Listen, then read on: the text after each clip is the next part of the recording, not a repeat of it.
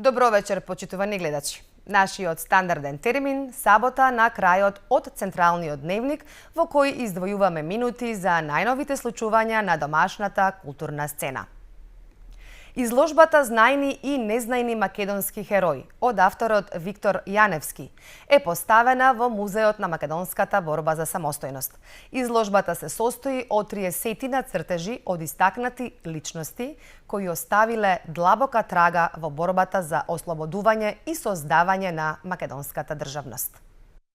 Македонската револуционерка Донка Ушлинова, или позната како Донка Комитката од селото Смилево, признаена по својот хероизам и наградена со 2 ордени за храброст. Антон Попов, писател и антифашистички револуционер. Партизанката од Народно-ослободителната борба Веселинка Малинска.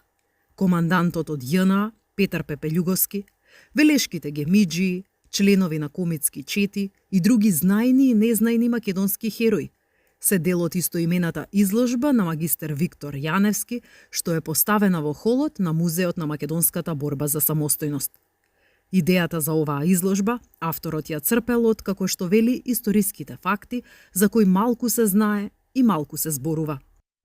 Мислам, инспирацијата што исцрпев за оваа изложба е токму од интересот за историјата и општо историјата, но пред се македонската историја, да се вклопи, да се спои ликовното со историското, значи уметноста и историјата, да се спојат воедно, да се истакнат личностите што се многу помалку застапени во книгите, учебниците по историја, што допринеле, но се маргинализирани, да кажам, и ги нема многу како имиња и нивните ликови сами не се доволно, да кажеме, истакнати во самите книги. Крсто Гермов Шакир, Петар Ацев, кој што е предок на Мирча Ацев, прадедо негов, но ете, исто дознав за него многу покасно.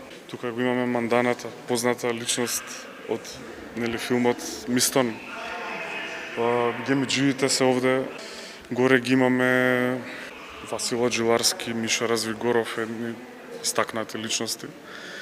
Исто така горе имаме партизанка жена Веселинка Малинска, која што е делегат на АСНОМ.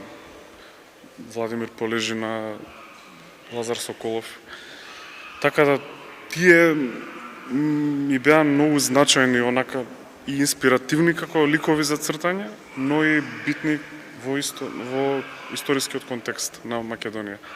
Преку својот индивидуален артистички израз, Јаневски ја спојува богатата македонска историја со визуелната уметност.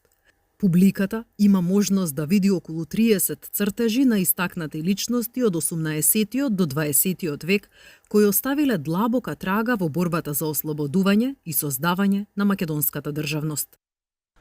Од Црвенка па до Џинџуле е новата книга на универзитетската професорка Весна Мојсова Чепишевска. Како и претходната книга на авторката, Клуч во клучката на детството, така и оваа книга означува нов датум во толкувањето на книжевноста за деца. Леле, Зоки, ама е сладок сиот свет, да го изгризам ли? Додека двајцата ги грицкат шарените бомбони купени само со 2 парички, така и малото дете Џуџе и дебелото дете Џин си справени пред дилемата која гласи: кога ќе ги собереме парите, нема да бидеме сретни, туку несретни. А што всушно значи да се биде среќен? Од Црвенка па до Џинџуџе, новата книга на универзитетската професорка и книжевна критичарка Весна Мојсова Чепишевска отвара широк и возбудлив простор за читање на книжевноста за деца. Не како спореден или помал книжевен свет, туку како сложена, богата и културно важна област во која се преплетуваат приказната, играта, детската имагинација, воспитувањето, јазикот, сликата, сцената и современата култура.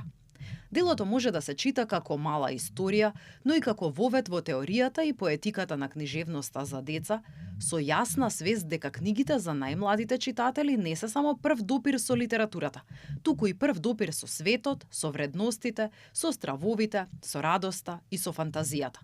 Значи, сакав да покажам дека децата, освен што треба да знаат Црвенкапа, треба да ги читаат и новите приказни.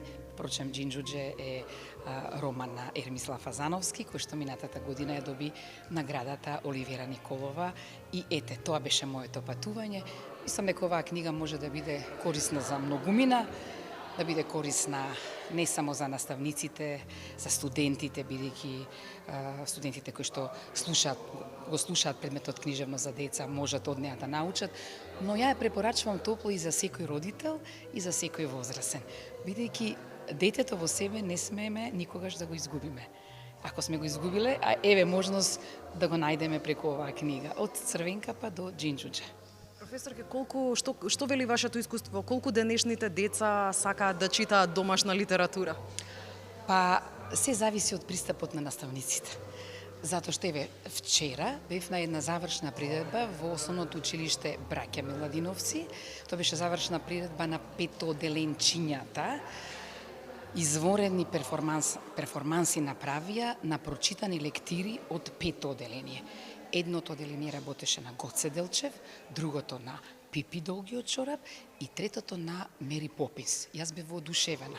Наставничките беа тие што ги подготвија и ги натера на некој начин децата да ги прочитаат книгите, но истовремено потоа да направат едно свое видување, да ги разиграат, да извлечат најбитни пораки од тие книги.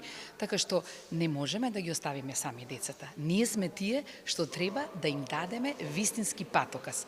Промоцијата на книгата се одржа во Културно-информативниот центар во Скопје, а извадоци од книгата читаат 3 студентки на катедрата за македонска книжевност и култура на Филолошкиот факултет Блаже Конески.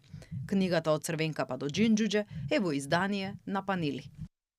А во продолжение за уште една изложба. Портрети на душата е прва самостојна изложба на Дијана Дацевска, по вокација доктор по општа медицина, но влюбеник во уметноста уште од најрана возраст. Изложбата ја посети нашата колешка Билјана Божиновска.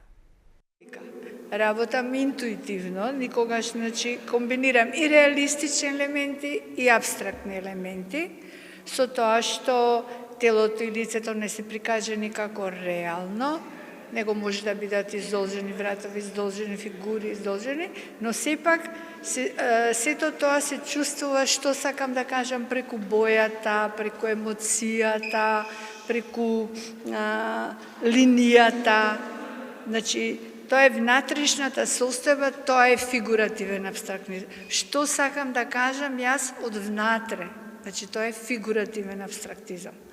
Тоа цртам. Се мислев меѓу крик на бои, портрети на душата. Сето тоа е базирано на емоција, интуиција, лична символика. Сега имам, значи тука може да бидат големи изразени очи, долги вратови, може да има, да речеме, природа, листови, животни, да речеме, птицата символизира слобода, мачката интуиција, мислам, разни животни може да бидат. Независно. Коње, тигар, лав, како и да е. Внатрешните лица на жените символизираат една преку емоционални тела и ја истражувам границата помеѓу надворешното и помеѓу внатрешното. Тој уствари таа абстрактивен фигуратизам. Така да фигурата не е прикажена како реално, туку надреално, али со боите и со емоциите се знае што сакам да кажам. По успешните фестивалски настани во Прилеп и Струмица, Виолин Фест 2026 година заврши со свечен концерт во камерната сала на Македонската филхармонија. На сцената настапија 13 млади виолинисти од земјава и гости од Србија, Косово и Велика Британија. Заврши уште едно успешно издание на фестивалот за млади виолинисти Виолин Фест. На моје големо задоволство, овие 3 настани што беа организирани во текот на последниве месеци се покажа како настани кои што ставаат еден голем печат во културата во Македонија, исто и во развојот на виолинистичката педагогија и изведба во државата. Со последниот концерт, каде што се представија 13 млади виртуози на виолина, од кои што дел беа од Македонија, меѓутоа дел беа и од странство, го заокруживме овогодинешното издание на Виолинфест со еден свечен концерт како што доликува, со убава публика прекрасна, која што се гледа дека уживаше во сето тоа, така што со голема радост и нетрпение веќе го очекувам следната година одржувањето на овој фестивал. Сепак морам да се заблагодарам на Министерство за култура и туризам, бидејќи овој проект кој е поддржан од проектите за национален интерес за 2026 година и до следнава година со нови учесници. Се надевам дека уживавте во нашиот избор на содржини од културата. Со нови информации се гледаме утре во истиот термин. Ви благодарам на вниманието.